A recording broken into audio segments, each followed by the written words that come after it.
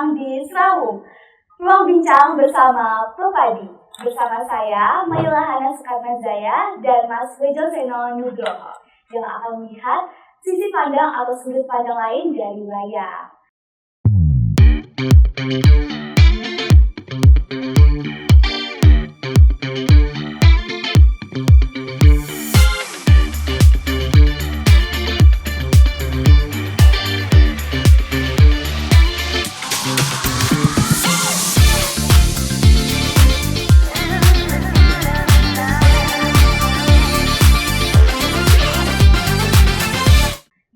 Pada episode kali ini kita kedatangan seorang tokoh, lebih tepatnya dua orang tokoh. Yang pertama saat ini menjabat sebagai Ketua Umum Persatuan Perdagangan Indonesia atau Propadi Pusat, dan yang kedua adalah seniman culture yang karyanya dekat dengan anak bangsa. Mari kita sambut Bapak Insinyur Haji Tumiono, Master of Business Administration, dan Bapak Irwan Wiyadi, Sarjana Seni. Oke, Pak Tumiono, ya, Mas. meskipun saya sudah sedikit banyak tahu panjenengan, tetapi panjenengan akan lebih nyaman dan senang disebut sebagai apa? Berprofesi sebagai apa, Pak? Apa ya Mas Eno ya? Kalau orang seumur ini ngomong profesi itu sudah out of date ya. Iya. Out of date. Tapi kalau mau disebut sebagai apa ya, profesional bisnis, saya masih sekarang ini. Jadi kalau saya lahir mulai tumbuh, saya sebagai engineer gitu, karyanya lumayan lah, lumayan. Ikon boleh disebut juga gitu, ikonnya disebut. Tapi di industri lain, saya semenjak kecil itu menggeluti di industri protein. Jadi kalau nyebut urusan sapi nasional ya leading sektor lah. Jadi boleh tak bilang profesional, boleh. Dan boleh. sekarang Profesional berbisnis, dan memang itu saya jalanin semenjak muda sebagai engineer. Dan kalau Mas Seno pernah ngelihat Holtecam di TV lah, itu karya terbesar saya itu. Itu saya membangun jembatan bobotnya 3.200 ton, tak bawa dari Surabaya sampai ke Jawa. Ini nggak usah diterusin. Ya. Nah, dah terusin. Ini ngomong wayang karena nyebut profesional jadi sekelumit gitu. Dan sekarang mengabdikan diri untuk wayang penuhnya ya, Pak? Ya, berusaha untuk bisa melestarikan apa yang sudah dimiliki oleh generasi pendahulu, Mas Eno. Kalau dulu siar Islam itu medianya ini gitu, bukan hanya siar Islam. Pada saat generasi tua lahir terus mempiarkan segala macam, baik itu culture dari agama, kehidupan sosial dan seterusnya, mempiarkan bagaimana bahasanya Serawung tadi, karena tadi bilang Serawung, itu medianya apa? Dari mulai Sunan Bonang kita lestarikan barang ini. Dan barang ini bukan barang yang tertinggal dari peradaban. Kalau orang memandang itu keliru menurut saya. Keliru menurut saya. Kenapa? Saya kemarin berpikir sedikit gitu ya, bahwa advertising spending nasional itu kira-kira sekitar 200 sekian triliun dalam setahun. Siapa sih pengkonsumsi itu semua? Middle income. Iya. Menengah. Ya, menengah ke bawah, bukan merendahkan. Bahwa itu adalah pengkonsumsi iklan besar di sektornya industri manufaktur ada di sana. Nah, siapa yang bisa membawa ini? Sebenarnya seni tradisi oke. Kalau ngomong market spending, advertising di level atas itu rasionya nggak gede. Dan anak muda berduyun-duyun ke sana, menuju ke sana untuk menjadi artis yang top. Nah, artis seni tradisi itu yang top. Menjual produk normal itu, kalau para pekerja seni masuk ke industri yang related, itu pasarnya nakutin, Mas Eno. Nah, itu yang harus dibangun anak-anak muda ke sana. Ini saya coba mulai bicara. Itu memang perlu waktu yang lumayan panjang untuk dideploy kepada generasi kayak anak supaya bisa merubah mindset. Makanya kalau ada pertanyaan nggak mau dalang, nggak juga. Faktanya apa? Di Fakultas Pedalangan ISI itu sekarang overload. Iya, betul. Jadi kira-kira. Selain itu Pak, kira-kira isu apa lagi Pak yang paling mendesak menurut sejauh pengamatan panjenengan sebagai ketua Pepadi? Isu yang paling mendesak untuk konservasi wayang itu apa sih Pak? Kalau pada hari ini? Ya, tadi saya ngomong peradaban manusia itu kan bergeser terus. Sekarang masuk ke dari milenial ke Gen Z. Gen Z sekarang ini Gen Alpha. Udah masuk ke Alpha, udah mulai masuk terus. Nah, bagaimana bisa boleh dibilang, kalau saya bilang tidak 100% mengkonservasi juga. Tidak selalu. Bayangkan kalau orang misalnya tadi balik ke advertising, kita menjaga PR di dalam kehidupan. Budaya pada masa wali, pada masa kerajaan, pada masa zaman Orde Baru, masa reformasi, masa sekarang itu bedanya apa sih? Tidak terlalu banyak sebenarnya. Peradaban itu terus bergerak. Apakah wayang itu harus dikonservasi? Enggak. Tapi menyesuaikan terhadap kehidupan sosial masyarakat yang saat ini. Supaya tetap hidup ya, nilainya. Iya, value-nya hidup. PR dulu apa? Oh, ngomong agama. PR dulu apa? Oh, ngomong angga-ungguh. Oh, ngomong masa tanam. Periodik terus itu. Dan itu disampaikan lewat PR-nya apa? Wayang. Karena media yang lain nggak ada. Nah, sekarang kalau anak muda itu mengerti bagaimana mengkonsep industri tradisi menjadi barang yang bisa sebagai bahan dasar untuk mempiarkan sesuatu. Contoh, saya nggak mau sebut produk, nanti dimarahin sama Pak Erwan nanti. Iya. Karena nggak ada yang. Nah, itu sebenarnya kalau ngomong industri manufaktur, Mas Eno ketangkep dong. Iya. Banyak sekali itu. Siapa sih yang ngomong konsumsi beras second grade? Coba Ana yang ngomong di duniamu gitu. Atau Seno yang ngomong di duniamu. Bentuknya apa? Emangnya kalau orang nonton iklan beras second grade itu orang-orang yang naik BMW Mercy? Enggak. Nah, kalau itu masuk ke industri, bayangkan coba. Satu spot, kalau itu dikelola dengan baik. Bagaimana caranya industri seni bisa masuk ke sana? Ya, semua pekerja ataupun pelaku seni itu masuklah ke dalam industri itu supaya engagement-nya terjadi. Oh, gini tuh caranya. Saya menuangkan, oh aku seneng wayang Sasak nih. Oh, Sasak itu Indonesia Timur. Konsumsinya apa sih? Sana. Oh, ini. Yuk tak garap yuk. Berapa sih populasi di Indonesia Timur tentang wayang Sasak? Berapa sih populasi di Jawa Tengah tentang wayang gaya Solo ataupun gaya Jogja? Besar. Kenapa saya bilang besar? Di Jawa ini diduduki 60% dari total populasi. Bayangkan, siapa yang akan mengkonsumsi iklan itu? Gede banget. Jawa itu 60%, Jawa Barat goleknya digarap dong, boleh itu bagus itu. Coba di shortcut pendek yang bisa menarik sesuatu untuk bisa mengengage kepada generasimu.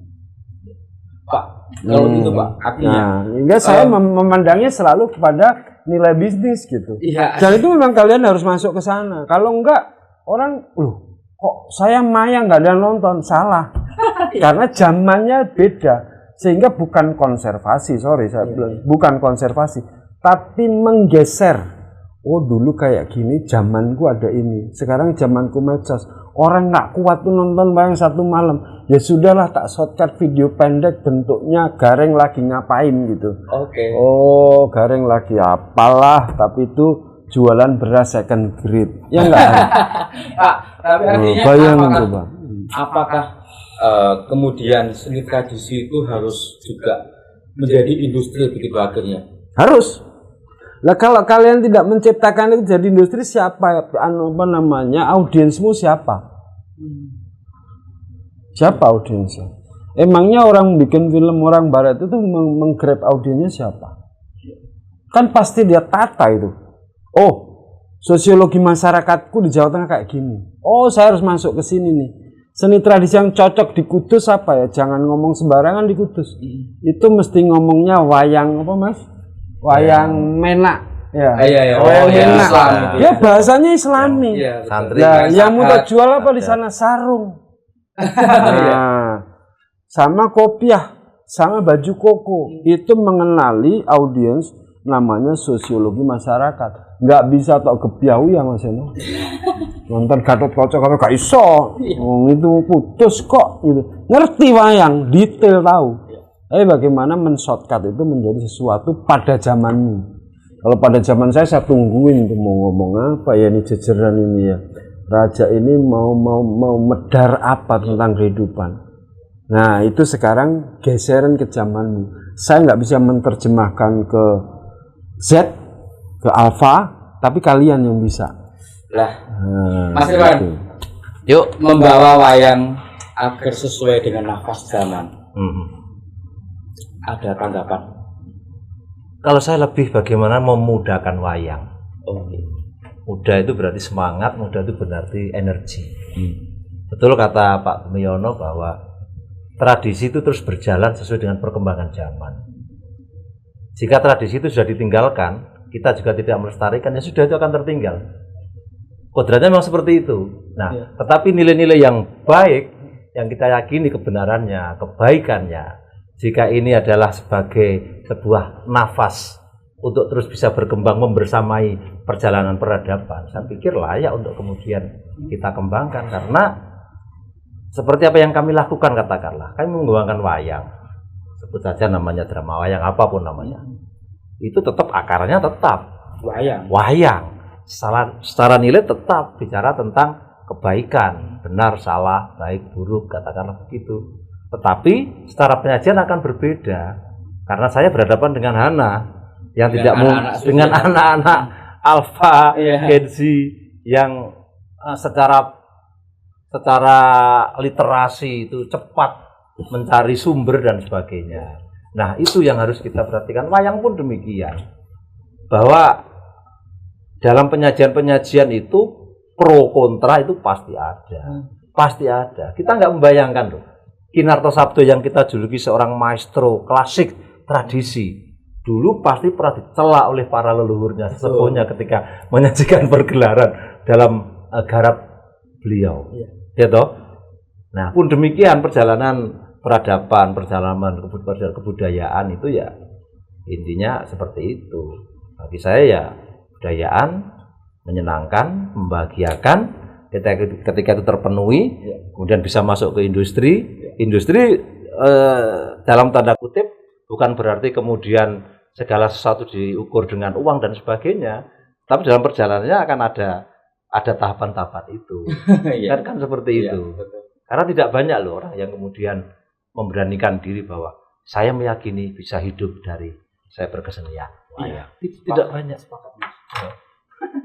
Jadi jarang juga seniman yang berani mengakui saya pekerja seni komersial gitu kan, nggak ada. Nggak ada. Tapi saya hormat pada orang-orang yang berani itu. Iya. Setidaknya berani memilih jalan itu. Ayo Pak, izin bertanya kepada Pak Iwan dan Pak Tumiono, kira-kira kalau misalkan wayang ini tuh dibawakan ceritanya itu kayak cerita bullying atau bahkan kayak pergaulan bebas tuh kira-kira bisa nggak ya? Yang relate dengan isu. Ini, saya dulu nanti diskusi Pak Tum. Jadi wayang itu adalah gambaran kehidupan, gitu ya. Jadi kalau bicara wayang berarti bicara simbolisme. Dalam konsep Jawa itu ada namanya medang miring nyampar pikoleh. Jadi pertunjukan wayang itu tidak semata-mata memberikan edukasi, menjas sesuatu dengan kamu harus begini, tidak. Tapi dengan simbolisme. Dan itu adalah indahnya wayang. Jadi memberikan sebuah edukasi tetapi tidak menggurui. Sama, bullying itu dilakon wayang pendadaran saka limo antara Pandawa dan Kurawa itu bullying terus. Itu adalah karena mengajarkan bagaimana Pandawa supaya mati, Pandawa supaya tersiksa hidupnya. Oh, dibullying terus. Nah, dari apa yang terjadi kelir wayang itu kita bisa menarik kesimpulan, oh ternyata bullying itu tidak baik. Kadang-kadang orang kan wantahnya begini, wayang itu nggak bagus, mau mengajarkan perang kok. Kan bukan perangnya ini, tapi itu perang apa, ya? cara memandang wayang adalah dalam kacamata simbolisme. Nah, kalau anak-anak muda itu terbiasa dengan seperti itu, saya pikir rasa itu akan terasa. Meskipun kemudian secara penyajian menuntut pembaruan-pembaruan. Karena sudah beda. Pak Tumio yang senang sirwet dari zaman Pak Rusman, saya juga senang Pak Rusman, kamu sudah senangnya Gatot Kaca yang terbangnya betul-betul terbang. Nah, ya seperti itu. Nggak apa-apa. Dan saya pikir sajian-sajian kemasan itu menjadi penting agar memang Gen Z seperti kamu bisa menikmati sajian wayang yang ada. Iya, gimana ya, saya mentransfernya ke Z ini agak dengan bahasa hana ya. Ini podo karo putuku soalnya. Jadi kalau pertanyaannya bisa atau enggak, itu bisa. Nah nanti pembinaan yang terjadi di Pepadi ini kan zamanmu. Nah komunikasi itu harus dibangun sebenarnya. Culture itu, peradaban itu kan bergerak dari waktu ke waktu. Nggak harus sama. Seperti yang disampaikan Pak Erwan. Oh, kalau cerita Pandawa, Kurawa itu bullying selama hidup. Betul, Ya. Tapi apakah harus tok tuangkan seperti itu? Enggak juga. Tapi bahwa narasi itu ketemu pada zamanmu, itu kan Hana harus komunikasi kepada generasimu. Banyak tadi kita itu yang namanya pembinaan ke dalang cilik itu ratusan, ribuan bahkan. Nah, community itu toh bangun. Jembatani bahwa budaya ini hidup, penuangannya ke dalam suasana duniamu, sehingga tidak ada itu bullying anak SMA sampai nggak mau sekolah. Kalau zaman saya bullying itu ada, tapi tidak sampai ke titik itu gitu. Sampai ke titik hal yang positif pada zaman saya. Manusia itu udah selalu berkelompok kan, Han? Iya. Hana punya sahabat berapa di kelasnya?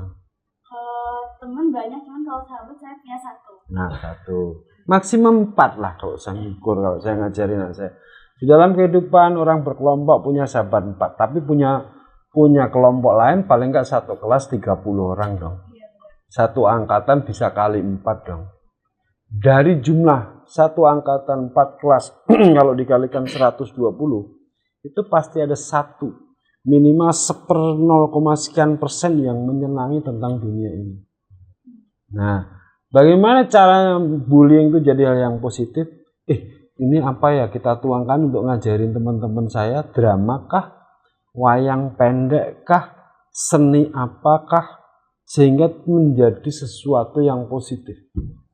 Jadi kalau zaman saya muda bullying itu memang ada, tapi selalu terjadi ke hal yang positif, nggak sampai melukai. Kalau bahasa saya dulu sama siapa di sini umurnya semua di atas saya, bantingan kalau berantem itu, nggak nyakitin, enggak, tapi tahu kalah menang gitu. Itu kira-kira. Jadi nggak ada yang nggak bisa, karena memang wayang ini saya sampaikan tadi adalah perjalanan culture. Apa Metsi zaman Sunan Bonang? Metsi zaman Sunan Kali, Metsi zaman Mataram, baru zaman Islam, terus gitu. Match gak? Terus match. Nah sekarang ini kecenderungannya naik loh volume. Ya. Volumenya naik loh. Nah tinggal bagaimana membiarkan di generasinya nanti. Nah pada saat nanti pembinaan kita sampaikan juga message itu. Memang ini proses yang harus didevelop dari waktu ke waktu. Tugas siapa? Pemerintah sudah memberi guidance tuh apa?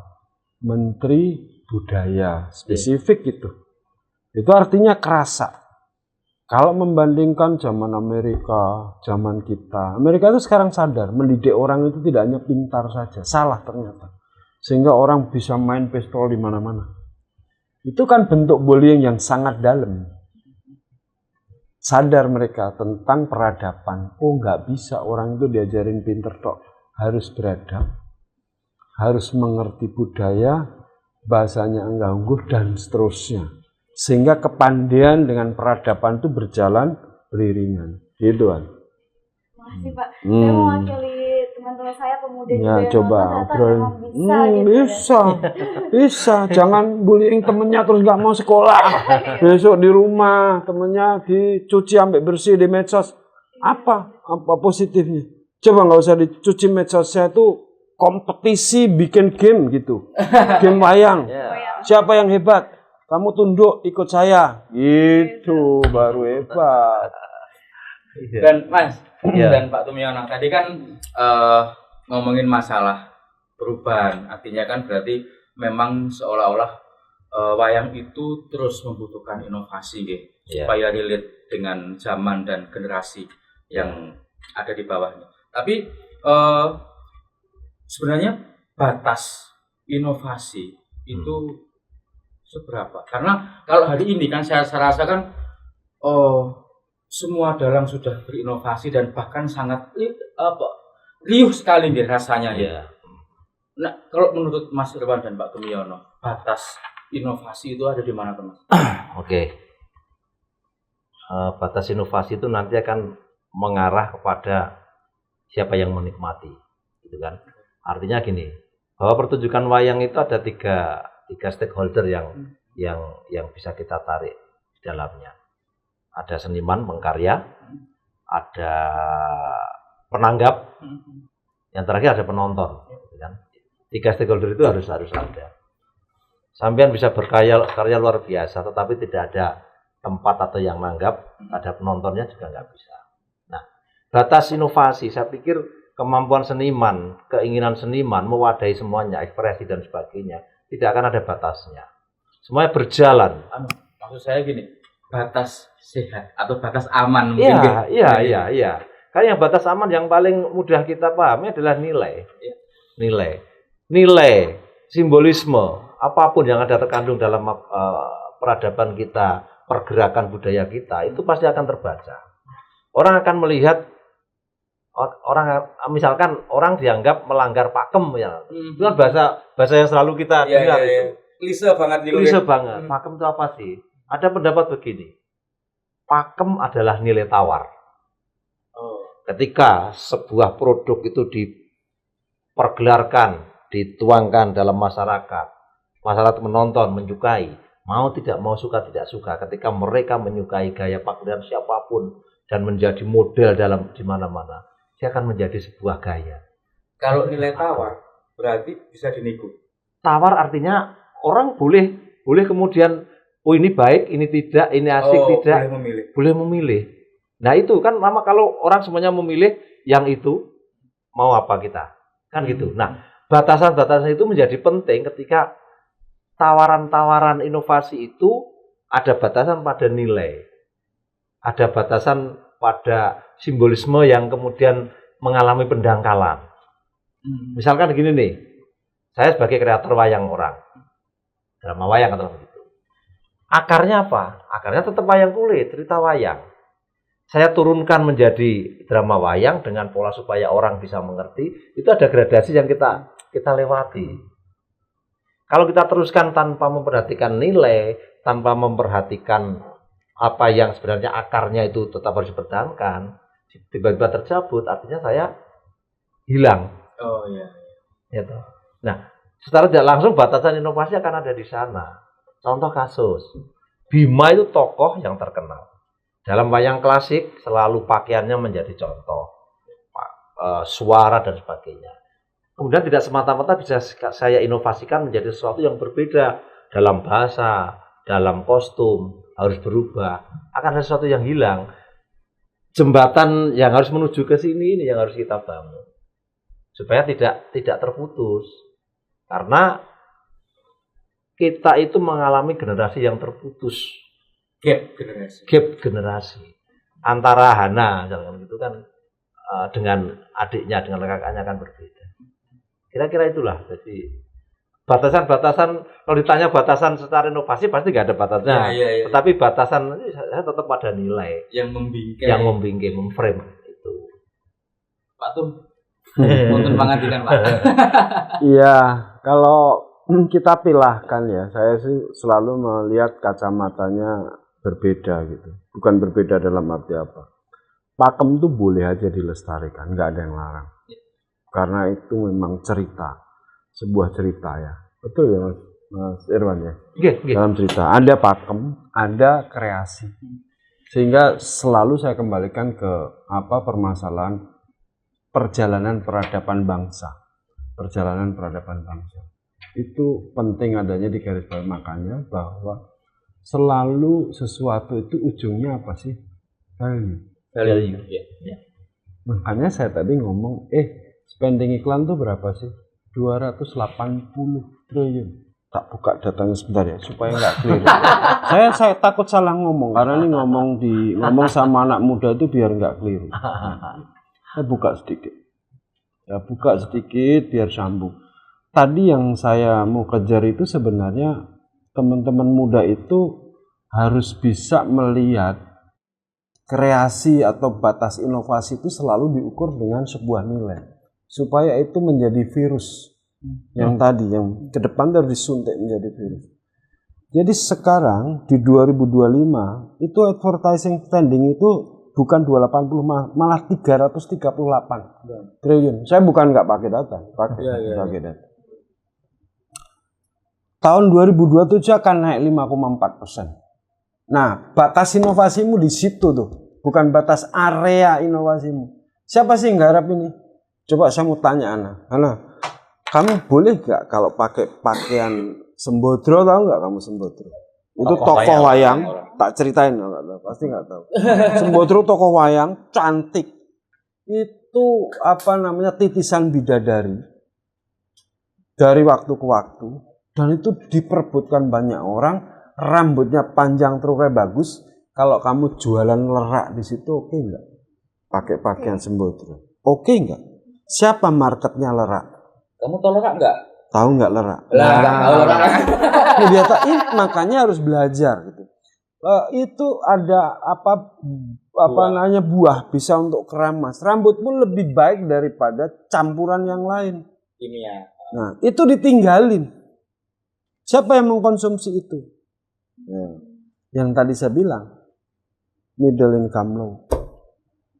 Bayangin coba itu kalau ngomong pakai baju Sembodro terus rambutmu seindah itu bisa menggrab sekian persen dari 382 triliun. Bayangin coba, satu item aja. Sehingga area inovasi itu nggak ada limitasi.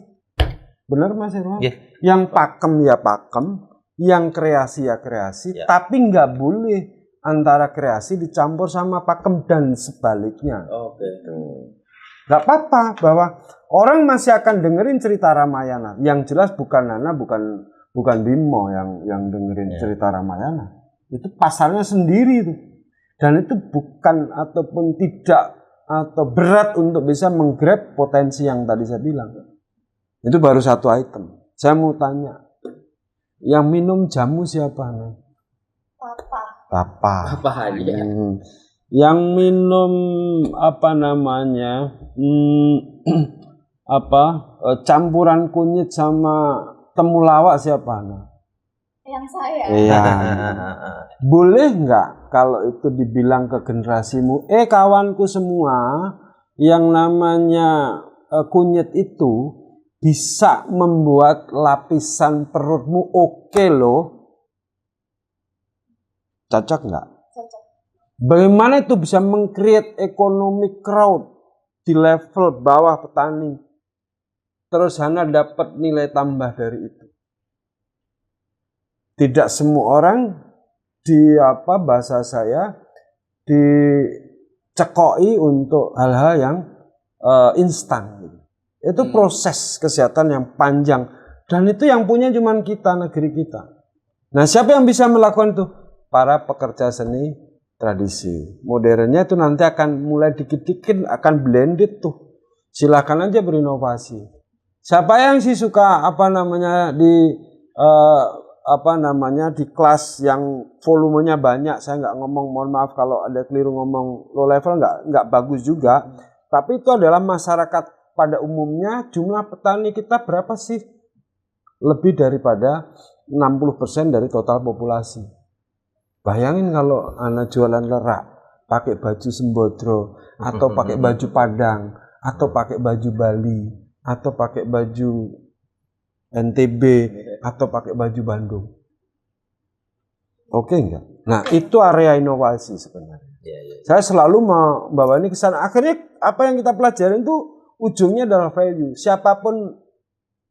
Siapapun generasi manapun, background apapun, itu akan menghitung terhadap value. Jadi jangan sampai terus yang seni tradisi ini tidak punya ruang. Salah.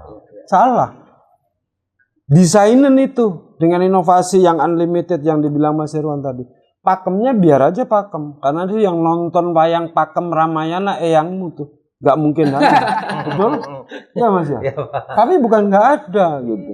Saya masih dengerin, masih bisa, tapi ya sampai jam 1. Kalau lewat jam 1 matanya udah nggak tahan karena umur gitu. Karena sekarang generasi muda sudah nggak mau tuh nungguin wayang sampai pagi juga. Nah, bagaimana mengkonvert sesuatu yang adiluhung namanya wayang, diciptakan dari generasi kita dulu untuk PR yang luar biasa. Peradaban kita itu luar biasa loh. Emangnya Hana kalau nongkrong di Borobudur pakai baju yang bisa diterima oleh semua pihak nggak oke? Oke. Emangnya Hana kalau duduk di situsnya Jati Padang pakai pakaian Sunda untuk jual sesuatu nggak oke? Oke. Nah, coba dibuka itu ruang itu kepada generasi muda. Emangnya Hana kalau nongkrong di Bali, di pura,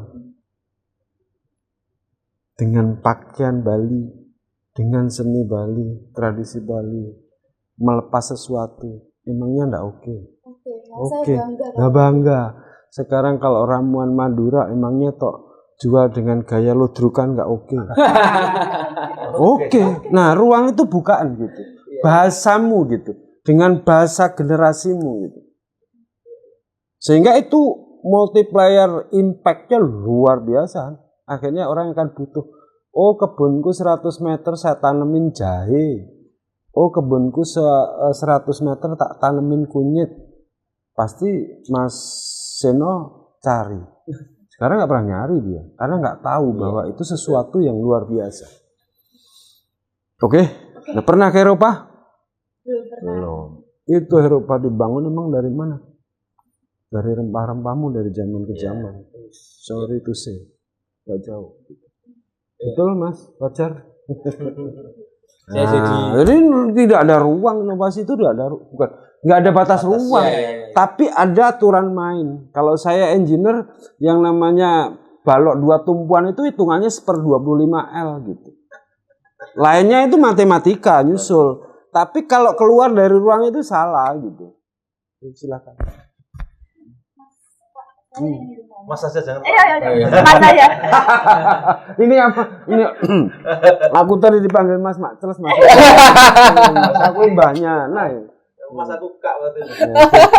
Enggak apa, ya lanjut ya. Santai ngobrol. Kalau generasi sekarang ini kan generasi saya tuh rata-rata tuh takut untuk mencoba gitu. Kadang mereka tuh masih penasaran, kadang maju mundur, atau bahkan generasi sekarang tuh bisa dibilang tuh FOMO gitu. Dan FOMO itu apaan? FOMO tuh ikut-ikutan. Oh, ikut-ikutan. Nah, aku bahasamu aja udah gak nyambung.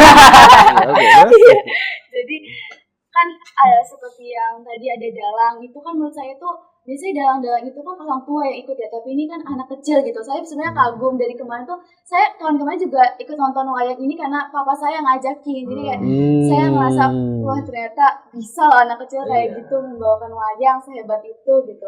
Terus kira-kira bagi generasi sekarang tuh, walaupun gak ikut jadi dalang, gimana sih cara terlibat gitu loh untuk ikut melestarikan wayang? Ini kalau saya ya, wajar apa yang kamu sampaikan. Orang ketika mendengar kata wayang, yang ada itu satu, kuno. Yang kedua, feodal. Ya. Yang ketiga, semalam tambah suntuk lagi. Iya kan, semalam suntuk. Nah, untuk itu kemudian tadi yang sudah banyak kita bicarakan, inovasi. Agar semuanya bisa nyambung. Supaya anak-anak muda seperti dirimu, anak-anak Gen Z, Alpha ya, itu bisa nyambung. Maka dibutuhkan tadi itu pola-pola garap, pola-pola penyampaian yang dengan gaya-gaya sepertimu. Nah, memang kemudian kita sudah mencoba, walaupun ya masih dalam tahapan langkah dikit-dikit aja. Kita itu terkadang melihat wayang itu apa yang ada di clear, ada yang di bayangan itu kan. Seperti festival ini ya, ayo festival wayang, kita hanya melihat itu. Padahal di expo yang coba kita tampilkan di sana itu adalah wayang yang coba di-create oleh teman-teman seperti dirimu. Dia mencoba melihat wayang itu dari sisi yang lain. Oh, terkadang anak-anak sekarang main game nih. Bisa nggak sih game itu basicnya adalah wayang? Ternyata bisa kok. Jadi itu karya tugas akhir itu. Oh, orang melihat wayang itu dalam bentuk 3 dimensi, selain wayang golek bisa seperti apa sih? Oh, patung bisa. Kalau saya tuangkan dalam bentuk gambar, coretan seperti apa sih? Animasi seperti apa sih? Dan itu produk-produk yang sangat luar biasa menurut saya.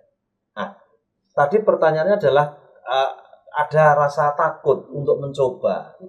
Nah, itu memang kemudian menjadi sesuatu kendala kalau takut mencoba itu. Dan itu memang banyak terjadi.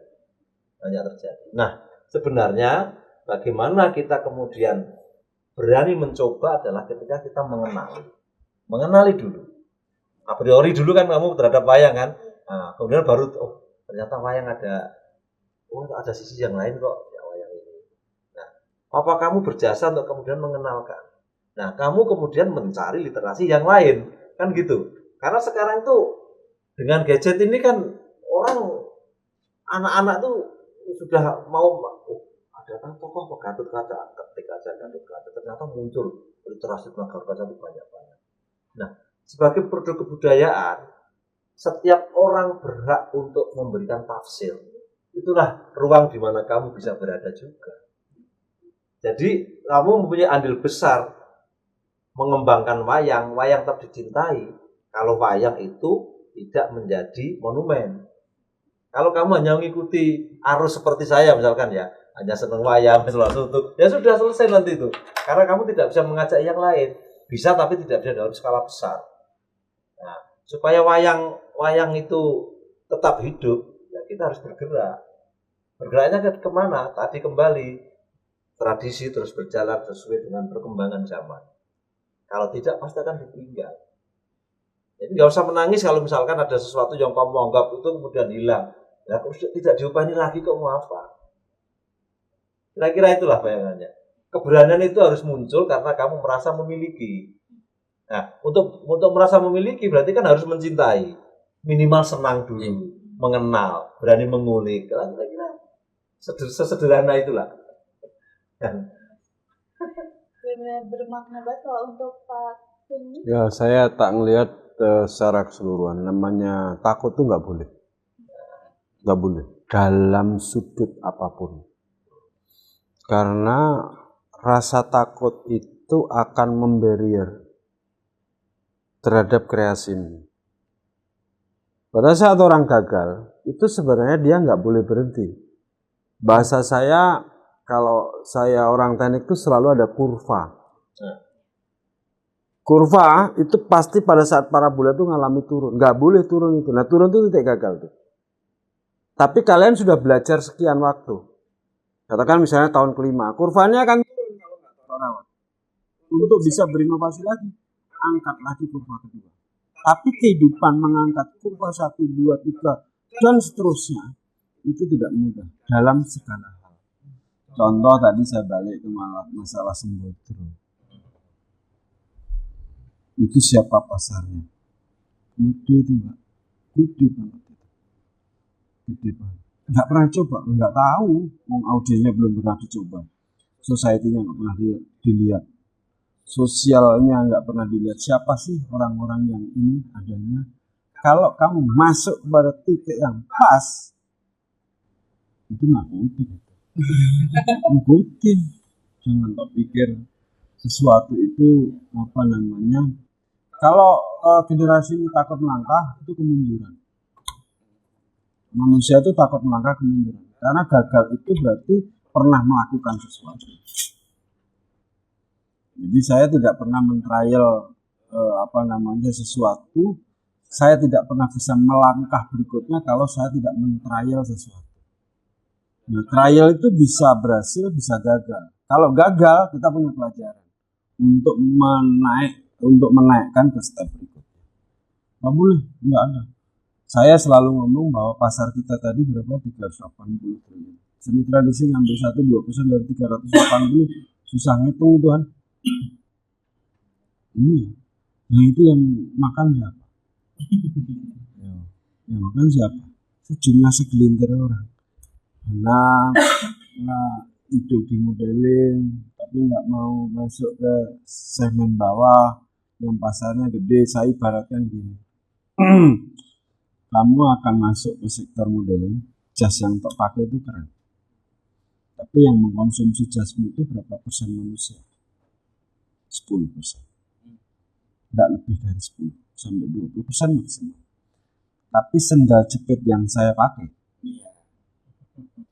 yang mengkonsumsi 80% manusia. Sama produksi yang namanya tadi manufaktur tadi Mas Bimo, dibandingkan Anda mungkin kalau ngomong manufaktur belum komplit lah view-nya, tapi Mas Bimo pasti komplit kalau itu di-grab.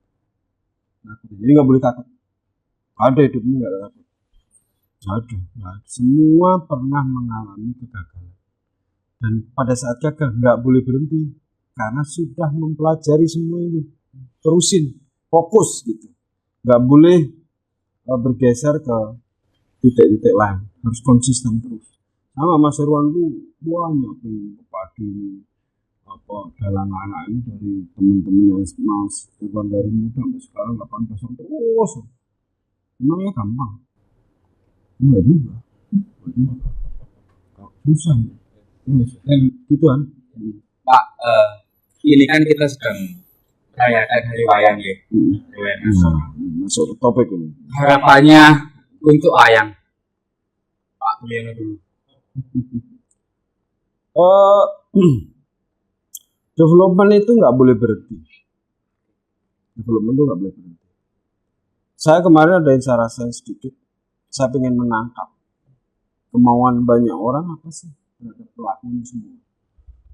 Itu adalah salah satu cara ataupun jalan menangkap kemauan orang banyak. Istilah saya pendekatan kepada dunianya, sehingga tahu. Setelah tahu, berarti kita harus melakukan sesuatu. Walaupun kita bukan punya tim statistik yang kuat, tapi paling enggak saya punya statistik dari sisi akademisi, saya punya statistik dari praktisi, saya punya statistik dari para pelaku seni dari tradisi dari titik ke titik. Oh, ke sana. Kalau ke sana, apakah bahasa saya Mas Irwan ini di departemen? Apakah Mas Irwan tahu semua? Belum tentu. Sehingga yang kita dapat dari ruang yang luas tadi itu bisa kita sampaikan ke Mas Irwan dalam hal ini departemen atau Kementerian Kebudayaan. Ini loh problemku di lapangan. Ini yo harus yang dipihaki. Sehingga yang saya sampaikan salah satu daripada kalimat yang akan tertera di dalam bukan rekomendasi, penyampaian kepada departemen adalah yuk CSR-nya perusahaan yang tadi besarannya segitu itu diwajibkan di-spend ke seni tradisi sekian persen dari total. Itu salah satu cara. 1% dari total revenue industri itu kalau dikaliin gede banget. Nah, kalau itu menjadi sebuah kebijakan, itu indirect impact. Sehingga ini nanti yang tadi saya obrolin, ini ngalir pelan-pelan. Kalau enggak Pak Dirjen kemarin ngomongnya tak keluar edaran yuk, biar tanggal 7 pada wayangan tuh di semua kabupaten keluar dari mulutnya Pak Dirjen. Maaf dari apa yang disampaikan Pak Dirjen, kadang-kadang saya kebablasan. Dari apa ya statementnya beliau. Itu sesuatu Mas, baru edaran loh. Bukan sebuah keputusan apa-apa. Ya, itu adalah cuma satu titik langkah. Siapa yang akan meneruskan ini? Ya, saya bagian dari lanjutannya gitu. Terus, gitu. Kalau itu dituangkan di dalam kertas, nanti kan akan buka bukunya. Oh, dulu pernah gini ya, tak terusin deh ini, tak tambahin sama anak generasinya Z. Oh ini ada buku tambahin terus satu-satu lama-lama banyak. Tapi kalau itu tidak pernah tertuang di dalam tulisan, orang nggak tahu. Tiba-tiba anak kaget itu, kok ada lerak gitu tadi. Kaget. Karena pernah nggak ada tuh tulisan publikasi. Sayangnya Mas Reno, Pak Tumino, dan Mas Iwan Mas, episode kali ini telah sampai, kita perbincangannya selesai sampai saat ini. Terima kasih banyak bagi penonton yang sudah menonton tayangan kali ini. Jangan lupa like, share, dan komen, dan pastinya subscribe agar tidak ketinggalan episode selanjutnya.